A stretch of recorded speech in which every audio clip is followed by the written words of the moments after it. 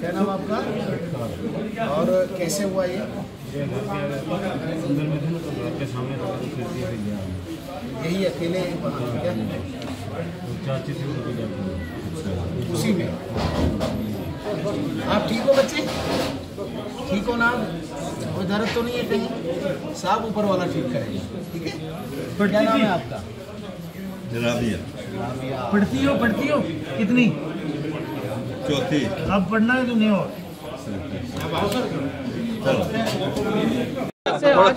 थोड़ा पीछे हो जाओ, थोड़ा पीछे हो जाओ, थोड़ा पीछे हो जाओ। सुमित सर, जिस तरह से आज बीजेपी के चोरी का विजिट किया है, किस तरह का मुआयना किया है आपने फील्ड पे और लोगों को कितना बड़ा नुकसान है जो आपने जिसका आंकलन लगाया है? बीजेपी जम्मू कश्मीर की तरफ से एक हाई लेवल डेलीगेशन को कॉन्स्टिट्यूट किया गया,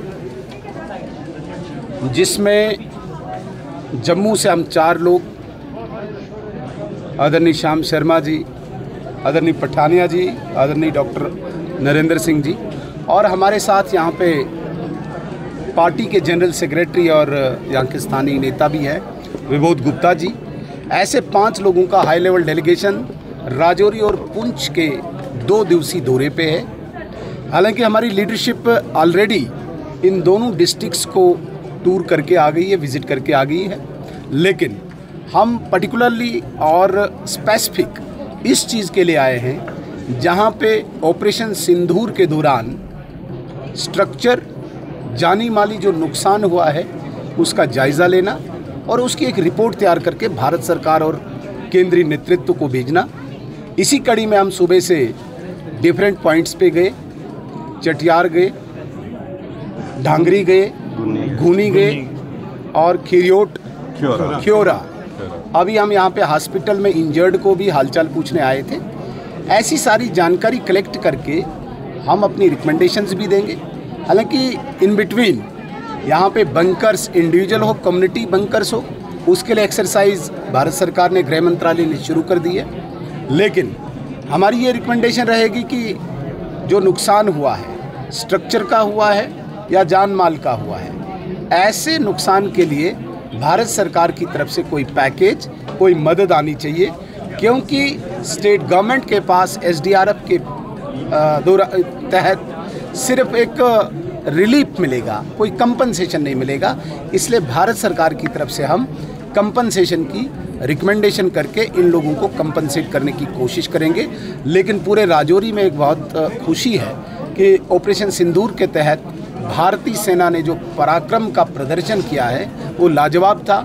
आज पाकिस्तान घुटनों के बल टिका हुआ है, जगह जगह दौड़ रहा है, भीख मांग रहा है, माफ़ी मांग रहा है। ये एक बहुत बड़ी खुशी की बात है। राजौरी चूँकि एक सीमावर्ती ज़िला है, यहाँ के लोगों ने अनेकों इस प्रकार की घटनाएं देखी है, लेकिन ये वाली 2025 की 6 और 7 मई के बाद की रात और 3 दिन लगातार जिस प्रकार से भारतीय सेना का शौर्य हमारे सामने आया है, ये राजौरी वालों के साथ साथ पूरे देश के लिए गर्व की बात है। सर, आपने स्पेशल पैकेज की बात की। एक बड़ा मामला है कि पैकेज के बाद भी SDRF और NDRF नॉर्म्स में ही पैसा दिया जाएगा।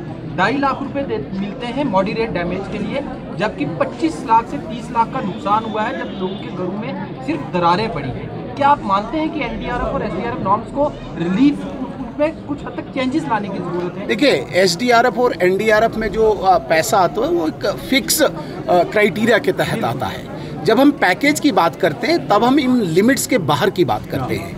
NDRF जब कोई नेशनल डिज़ास्टर होता है तब उसे डिक्लेयर करके उन पैरामीटर्स के अंदर उन कैटेगरी के लोगों को दिया जाता है। हम जब पैकेज, एक स्पेशल एक इंसिडेंट हुआ है, ये एक आतंकवादी घटना की प्रतिक्रिया के बाद की परिस्थिति उत्पन्न हुई है जम्मू कश्मीर के सीमावर्ती क्षेत्रों में, और ये पहली बार हुआ है। रूटीन की फायरिंग नहीं है, रूटीन की गोलाबारी नहीं है, ये ऑपरेशन सिंदूर के बाद। इसलिए हम इन सारे पैरामीटर्स के बाहर इन लोगों को मुआवजा, इन लोगों को नौकरी, जिनके घरों में किलिंग हुई है, डेथ्स हुई है, उनको नौकरी, जिनका स्ट्रक्चर फुली डैमेज है, पार्शली डैमेज है, सिवियरली डैमेज है, ऐसे लोगों को कोई स्पेशल पैकेज मिले ताकि ये दोबारा से अपने सारे स्ट्रक्चर को रेस्टोर कर पाए। सर, मौजूदा जो हिफाजती सूरत हाल है ऑपरेशन सिंदूर के बाद, इस पे आप क्या कहना चाहेंगे? क्या आप मानते हैं कि ऑपरेशन सिंदूर के बाद आतंकवाद में कमी आएगी जम्मू कश्मीर के अंदर? देखिए, आतंकवाद और ऑपरेशन सिंदूर दो अलग अलग चीज़ें हैं। आतंकवाद की जो घटनाएं वो इनसाइड हैं, वो इंटरनल सिक्योरिटी हमारी रोज़ाना उनसे निपट रही है। आपने देखा होगा पिछले हफ्ते 2 दिन के अंदर 6 आतंकवादियों को ढेर किया। जो अंदर आएंगे वो मरेंगे, दफन होंगे, और उनके बाहर जो स्ट्रक्चर काम करता है उसे भी उन्हीं की भाषा में जवाब दिया जाएगा। ये जो ऑपरेशन सिंदूर था, ये क्रॉस बॉर्डर था। आतंकवादी घटना की प्रतिक्रिया दूसरे देश में जो आतंकवादी ठिकाने हैं उनको ध्वस्त करके, उनको नष्ट करके एक जवाब देना था उस आतंकवाद की फैक्ट्री को जो बार बार वहाँ पे आतंकवादी तैयार करके भारत को अशांत करने की, डिस्टर्ब करने की कोशिश कर रहा है। वो उनको जवाब था। इसलिए जो अंदर आए हैं वो मरेंगे, लेकिन जो वो पाकिस्तान जो फैक्ट्री आतंकवाद की, उसको एक करारा जवाब है और उसे समझ आ चुका है। अगर फिर नहीं समझा तो हमने कह दिया है, act of terror will be treated as act of war, और आइंदा कभी भी ऐसा दुस्साहस करने की कोशिश करेगा तो अपनी प्रहारक शक्ति ही खो बैठेगा।